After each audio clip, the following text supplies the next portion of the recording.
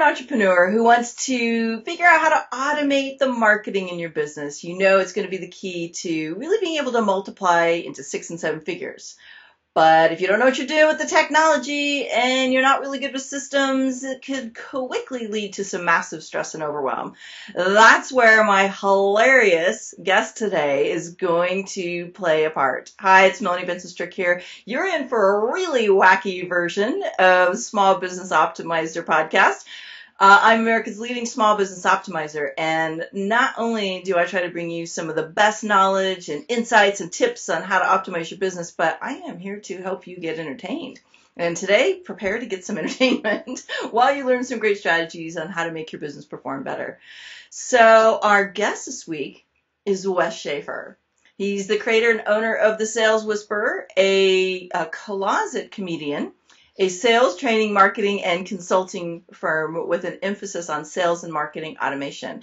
And I might add that this guy, we've been friends on Facebook for a really long time, and lately he's flipping hilarious. I think lately. Well, I don't know. Maybe I wasn't paying attention to you for a while, and I was ignoring you. Yeah. And the truth comes out. I actually think it has something to do with having another child. And there's probably something in a lack of sleep or some kind of brain disorder. I'm not sure, but Wes, it does. Thanks for being here today. And I'm so glad that you're going to entertain us for the next 30 minutes. I don't know if we're going to learn anything, but we're definitely going to be It's only Monday, and you already need stress reduction. All right, good thing I'm here.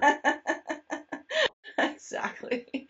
Very well, nice. You know, besides the fact that you're a non-comedian practicing as a comedian, what the heck got you into this business? If you look on YouTube, you will see an open mic night from this past summer of yours truly. So I am not a closet comedian. No, I guess you're not. I did not realize that about you. So are you and Craig Valine in this together, or are you, I don't know Craig, but it sounds like I need to know Craig. How do you guys not know each other? Okay, well, we're definitely going to have to hook you guys up. You're going to have to hook us up. Yeah, we'll hook you up.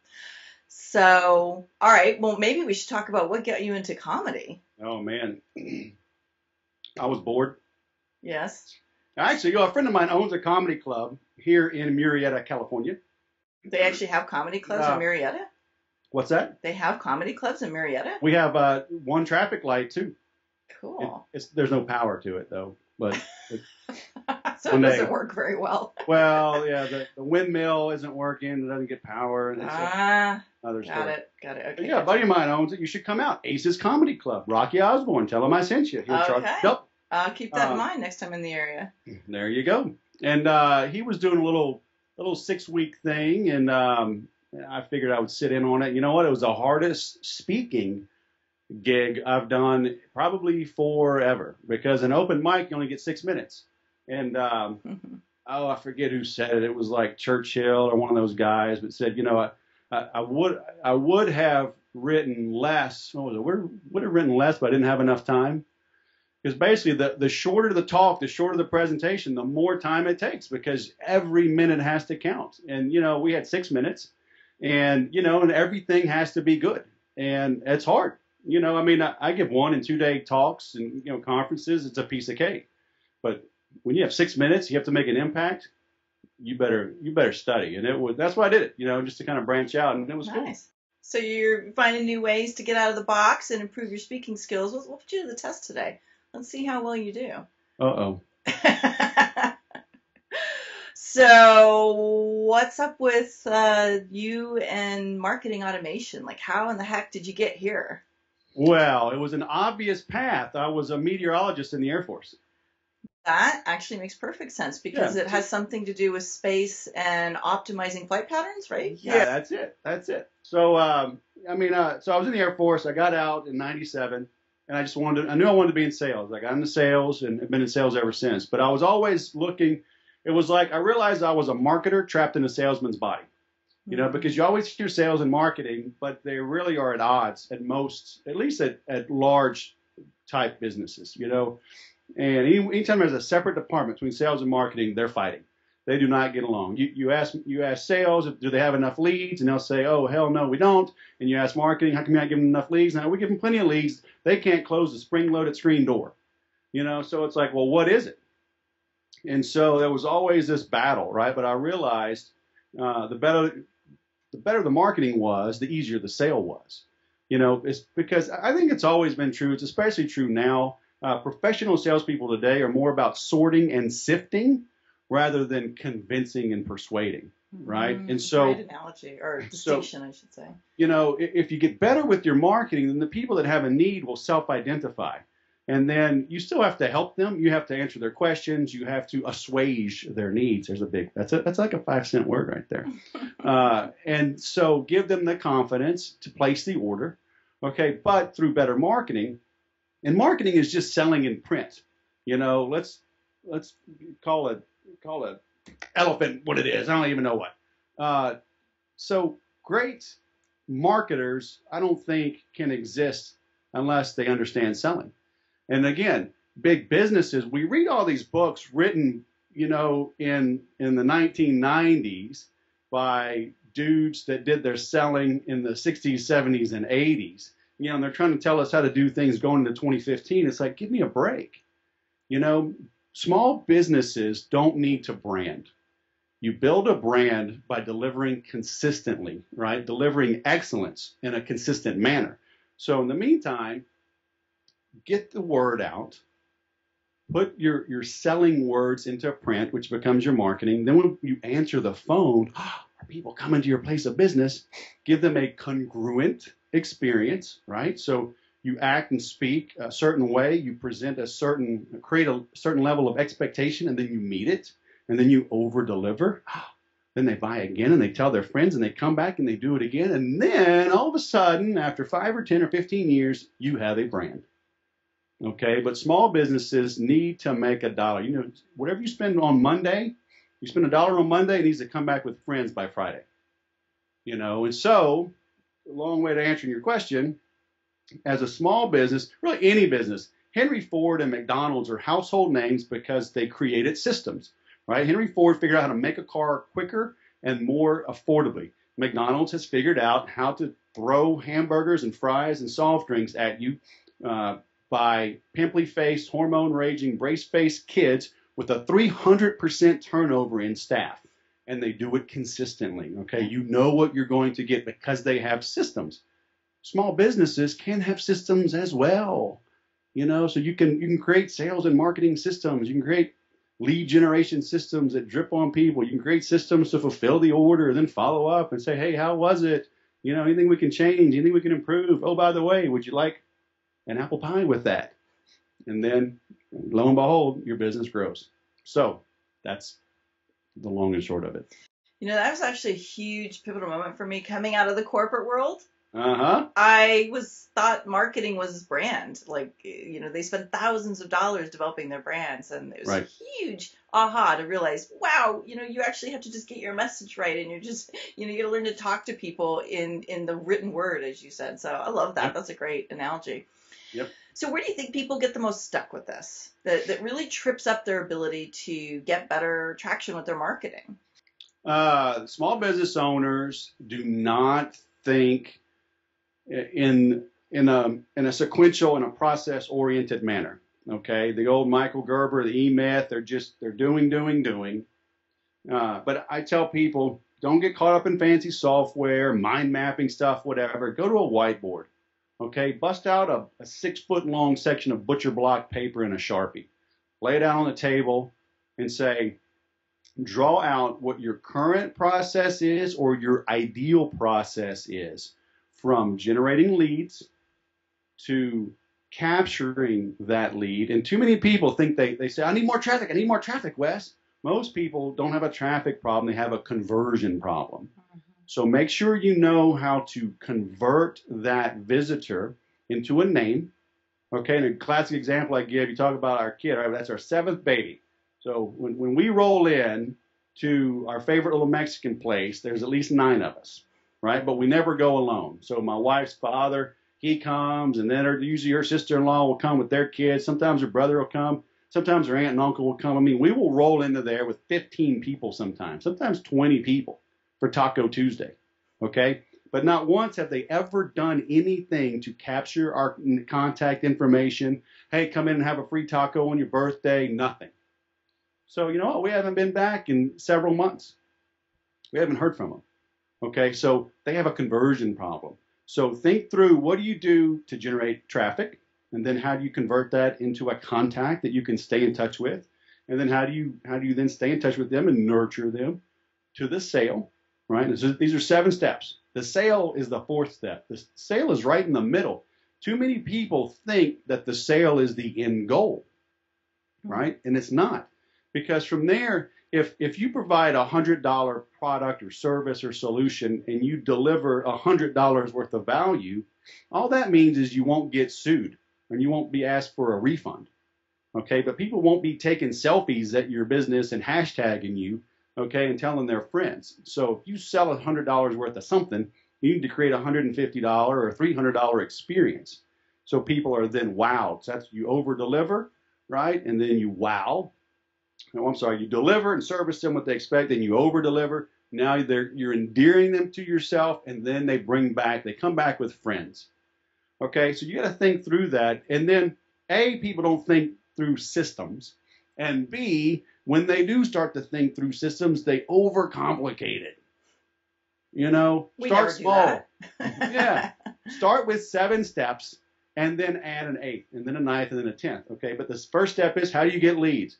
And it could be Yellow Pages ads. Maybe you're passing out flyers under windshields at the local team's football games, right? And there's companies that do that. My son plays football, right? And every game, Friday night, there are postcards stuck in our windshield, you know, for a yogurt shop across the street, or tacos, or, you know, weightlifting, or, you know, fitness training, something related. Like, wow, what do a bunch of 30 and 40 something year old parents with kids in high school, what do they need? You know, food, right? Soda pop, maybe gym and workout equipment.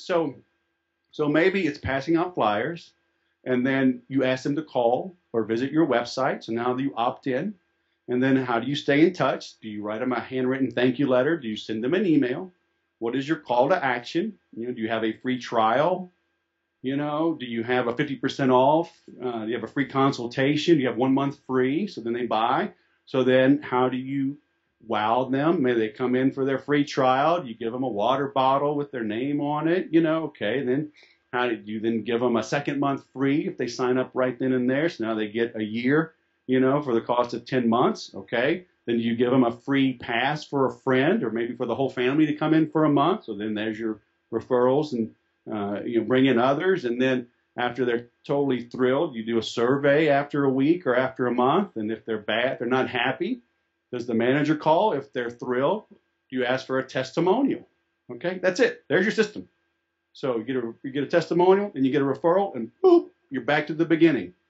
So what you're doing is you're ultimately, you know, because most people aren't going to do this. Let's just face the facts, right? It's like the idea of someone figuring this out on their own. Yes, some people will, but what you do is you help people figure out the system, right? And also probably help guide them on what to avoid doing, because right. It's not really going to be effective, and then what to do more of, because, you know, that's really going to optimize their ability to market to their ideal client. Yes? Right. I mean, I help them shorten the learning curve.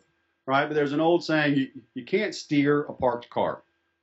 Okay, so get started. Yeah. Right. I mean, so if you don't have the money to afford either one of my programs or me one-on-one, then just get started. Yeah, just do something to get in that direction. Go back, replay this over and over, go map out the 7 steps, and go start doing it. Yeah, that's great. I literally just mapped out what I do for everybody. Yeah. So go do that. And then come back and optimize it with Wes. There you go. So let's talk about the technology part of automation. How important is it to be using technology to help facilitate a lot of the manual pieces of this? Well, technology is vital. Okay. I would agree, by the way. I would agree. Yeah. But I recognize people can overdo it. Yeah. With technology. It's garbage in, garbage out. Okay. And I tell people, invest in programs, software programs, coaching programs like what you offer, what I offer. Invest in programs right up to the point that you can still sleep. Okay. If you're waking up at night crying like a baby, and you're worried about something, you probably need to cancel whatever it is you're paying on, or you need to double down and focus on it and get your ROI out of it. Okay. Because expensive programs are typically good because it forces you to focus. There's too many free and inexpensive things out there. You know, I have a bunch of $10 or $15 a month little doohickey programs that, like, I'm in the business, so I'm testing things, and I'll let them sit there for a while. But, you know, when I spend 5 or 6 grand on something, that gets my attention, and I focus on that technology. You know, so, but you need to understand technology will not save you. Okay, so you need to invest in whatever it is you're going to use. Okay, and if it's a stretch, but if you know you're going somewhere, if that's your intention and you're committed to get where you're going to go, and it hurts a little to sink some money into it, then, you know, that's a good thing. Bite the bullet, you know, put on your big boy pants and go do it. Awesome. You know, I think technology, it just amplifies and simplifies if you know how to use the technology. But if you are not using it right, it will just amplify your stress and make you more overwhelmed. So, you know, that I agree with you there. Hey, let's switch gears a little bit and talk about what it's taken to create the business that you have, because you're not small potatoes. I mean, you've got a pretty nice machine running there, and you're doing some pretty big business. What would you say has been one of your biggest challenges growing your business to where it is today? Oh, man. Me getting out of my own way. What? The entrepreneur being the problem? We never hear that. Oh, yeah. Yeah, I mean, it's everything I'm saying I've lived through, you know, and I made it through the tough times because I invested in the right things. And other than that, I live below my means. You know, I've been married now, just had our 19th anniversary. My wife has stayed home for 19 years raising these babies. Okay, living in California for the last 10. So you can live on one income. Okay, you can be married. You can have a bunch of kids running around, a big crazy dog on one income. Now, we drove used cars a lot. My wife has one of those file folders with like 877 different coupons, and she knows who accepts expired coupons and who accepts the competition's coupons. Okay, so, but, you know, I worked from home. We haggle on deals, right? If I can get a deal, I'll take the deal.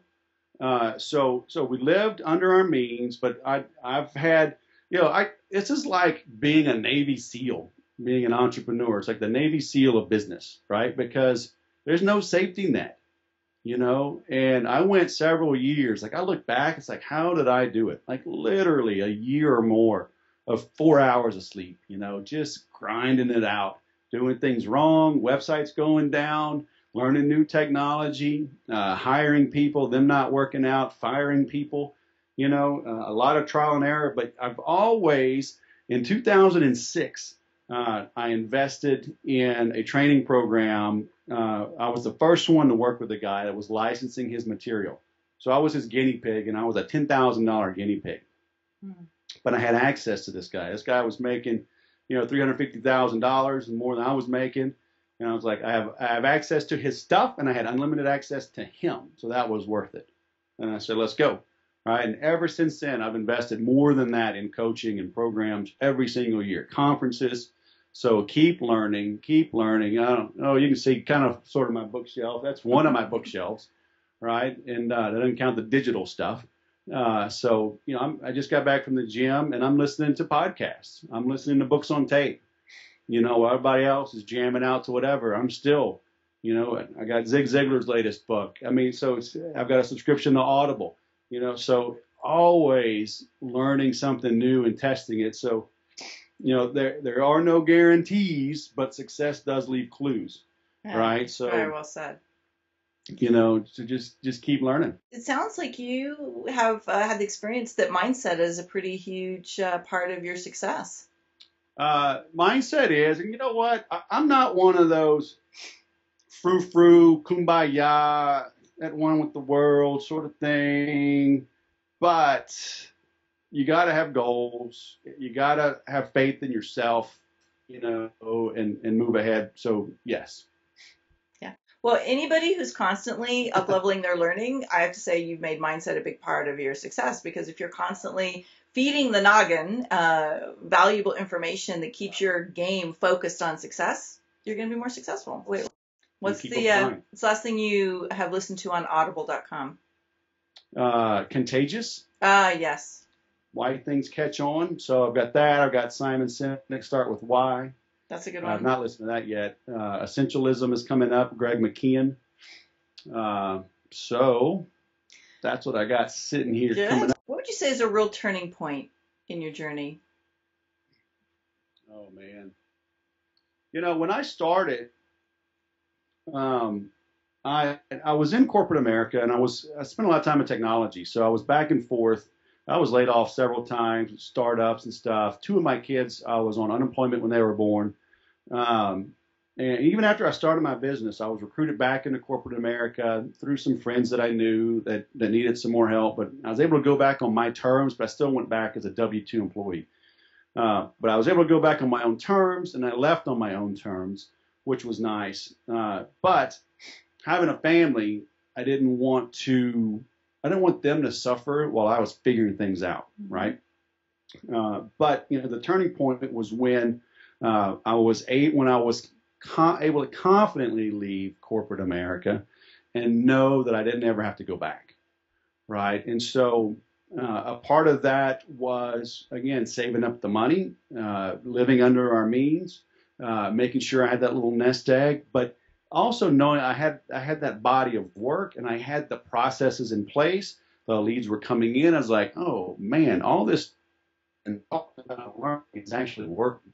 You know, because you get mired down in the work, and sometimes you don't really recognize just how good things are going, right? So it's like, you know, I had the interview with you. We started at 4. You know, I went to the gym at 2:45. It's like I'm at the gym at 2:45 on a Monday afternoon. I don't have to go wait till after work and go wait for a bench press and everything as all the other people are running through there. It's like I can go on my own time. I went into town over to get my car worked on, get my tires rotated, and I can go in the middle of the day, you know, when there isn't all the big lines. And then I wandered through town. You know, we have a nice little downtown, and so walked around, saw some friends, and you know, so I'm like, oh, okay, this is kind of cool. So when I knew I could do that, it's like, okay, you know, because we all dream about millions and having helicopters and our name on buildings, but at the end of the day, you're doing this for freedom, right? And so, you know, I wake up without an alarm.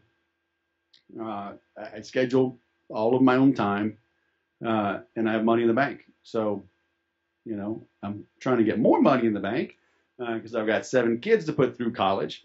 But, you know, I could take a year off if I wanted to and still have money in the bank. See, and I think that's what a lot of people miss on this journey. You know, for me, freedom was the single most important value I had.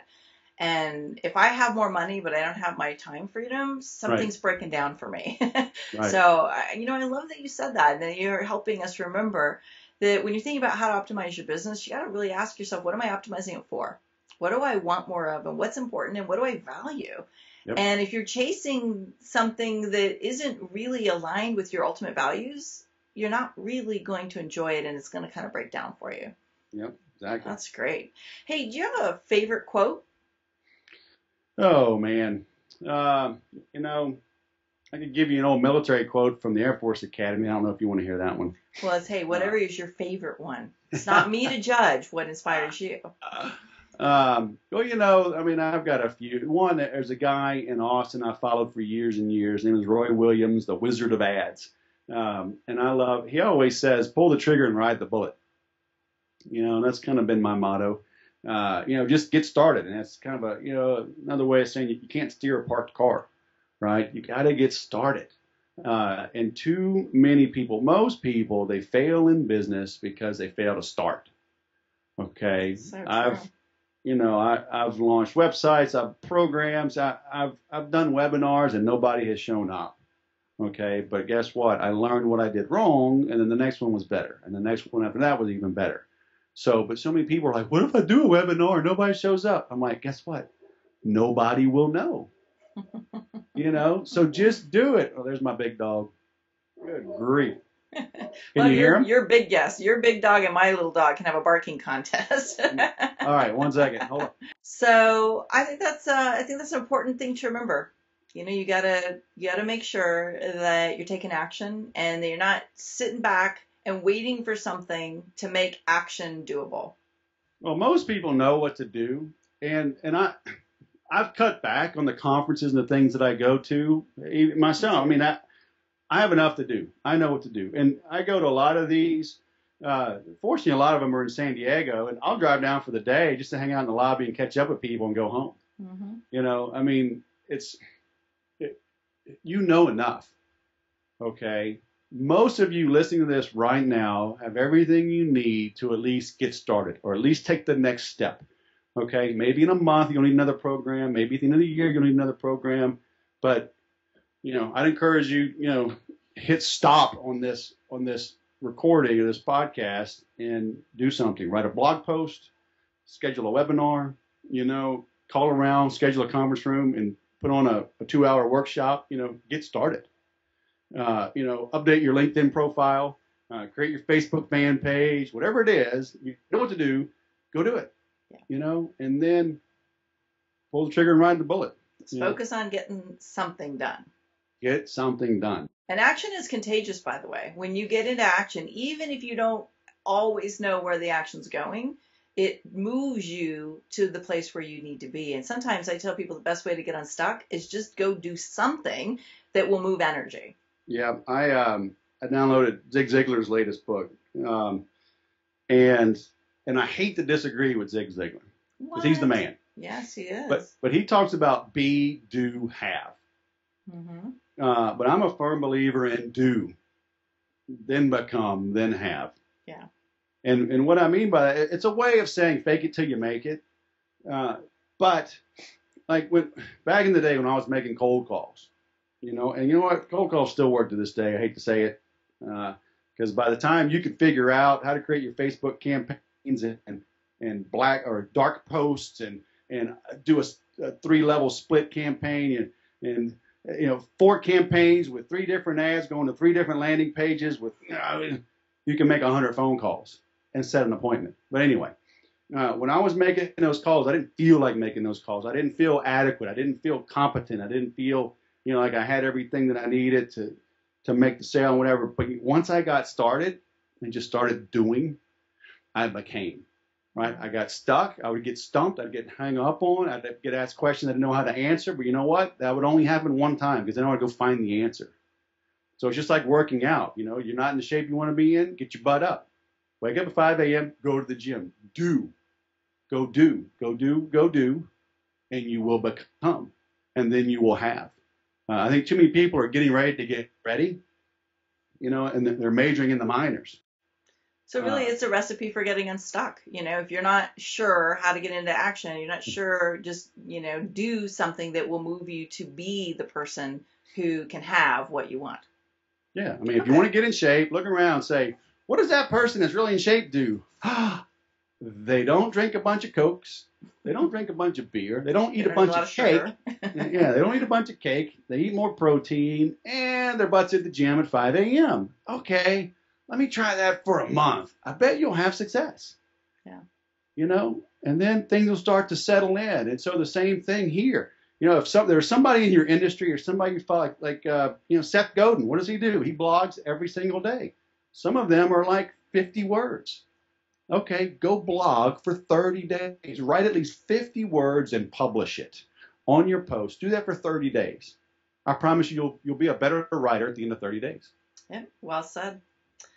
So, Wes, I'd love to wrap up with how people can find out more about what you're doing and if they're ready to take that system to the next level around marketing and automation, how they can find you. They can visit thesaleswhisperer.com. You can find me there, all my stuff. You can link to me from there. I'm on Twitter. I'm on Facebook. I'm on LinkedIn. I'm on Google Plus. I'm on all those places. I'm on Pinterest, but I don't do a lot on Pinterest. I'm on Instagram. I know. We're connected on Instagram. I'm recently on Instagram. I'm actually loving Instagram. I'm ready to fire Facebook for Instagram, which I'm always curious about since Facebook owns Instagram. No. Yeah. Anyway, but I'm really enjoying Instagram. All right. Well, hey, as you're listening in today, I hope you've enjoyed today's podcast, because let me tell you, it is a lot of fun to have a conversation with Wes.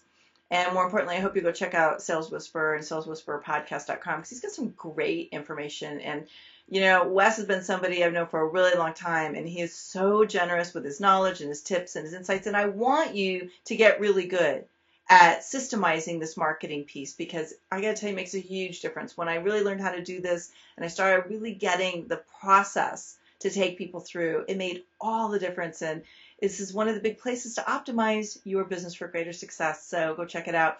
And as always, if you're listening on iTunes or Stitcher Radio, you can come join us over on the show page and share with us what you had an aha around today, or what your commitment's going to be to really uplevel your marketing. And you can do that at melaniebensonstrick.com. All right, everybody. See you next week. Thanks again, Wes. All right. Thank you.